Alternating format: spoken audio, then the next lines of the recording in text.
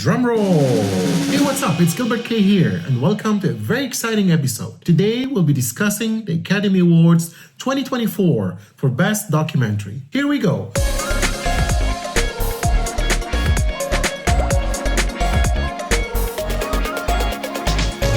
First things first, and the winner is 20 Days in Mariupol. It won 1 Oscar, 30 wins, and 40 nominations in total. And it's directed by Myslav Chernov. Myslav Chernov is a Ukrainian journalist arrived in the city of Mariupol just as the war began. Soon after, Russian tanks marked with the letter Z, or Z, were seen in the streets. Chernov and his team from the Associated Press were the only international reporters left in the city, documenting the intense attacks that followed. Their film is a collaboration between AP and PBS Frontline, earned the AP its first Oscar in its 170-year history. It highlights the struggles of Mariupol's residents during the early stages of the Russian invasion. Chernov is a Pulitzer Prize-winning reporter, had previously received the Audience Award for World Cinema Documentary at the Sundance Film Festival. In the film,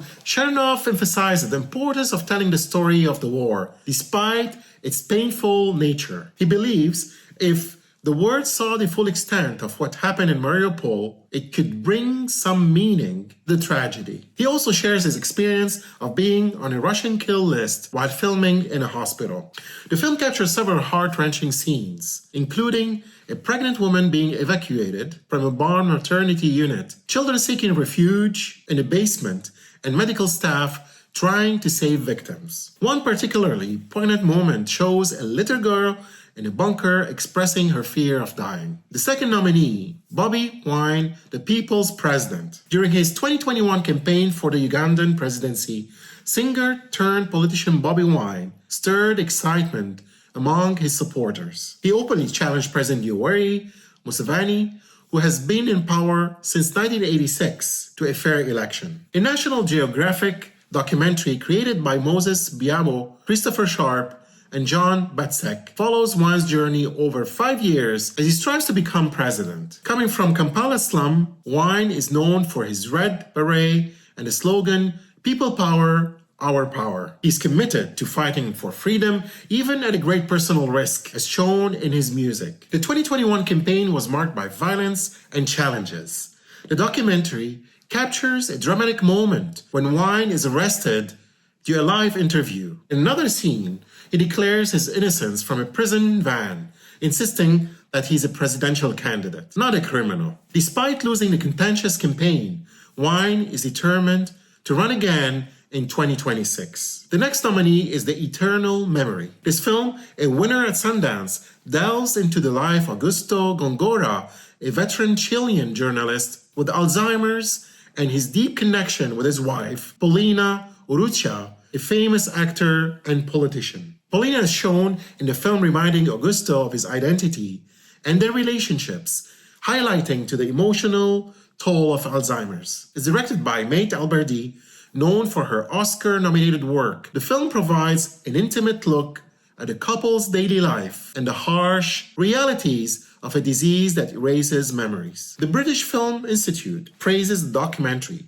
for showcasing Augusto's vibrant past, including his bold TV broadcast and enduring love with Paulina. The film is partly shot by Paulina, who became Augusto's full-time caregiver after his diagnosis. Using family videos, she captures their shared history and the way their bond supports him and his memory deteriorates. The next nominee is Four Daughters.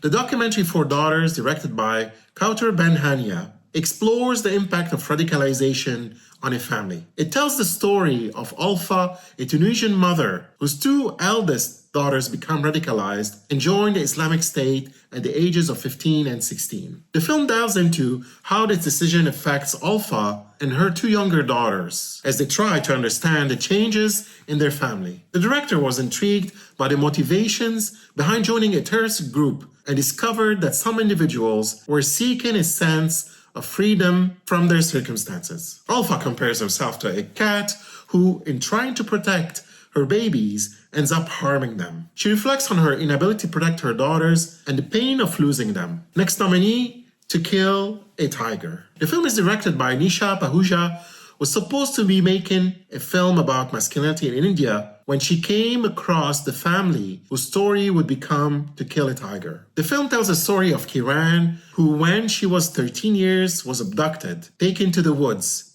and raped, and that of her father Ranjit, who pursued a grueling uphill battle to find justice for his child. This just happened to his daughter. She says, "The first time I met him and his family, I had my camera," Pahuja said. In a recent interview, and very graciously, they allowed us in to start the document process. The story charts over the course of several years how the family decided to stand up to 3 men who attacked her, battling a legal system and against societal norms that suggested Kiran should get on with her life rather than seek justice. They said, "If I told anyone, they would kill me," Kiran says. And her family's home and the fields they work are also threatened. Her father, Ranjit, a farmer, says, "When I think of my daughter, my fear goes away." In an interview leading up to the Oscars, Pahuja said of Kiran, she never changed course. For her, it was clear that this was something that she deserved, that she had been wronged and she deserved justice. Both of her parents stood by her. It's also why she's healing. It's so rooted in the fact that she has so much love and support from her parents. They took her side. They were prepared to make the ultimate sacrifice. There you have it, folks. We covered the Academy Awards 2024 for Best Documentary. Let me know what you think in the comments below. Don't forget to like, subscribe, and share. Until next time, Gilbert.K out.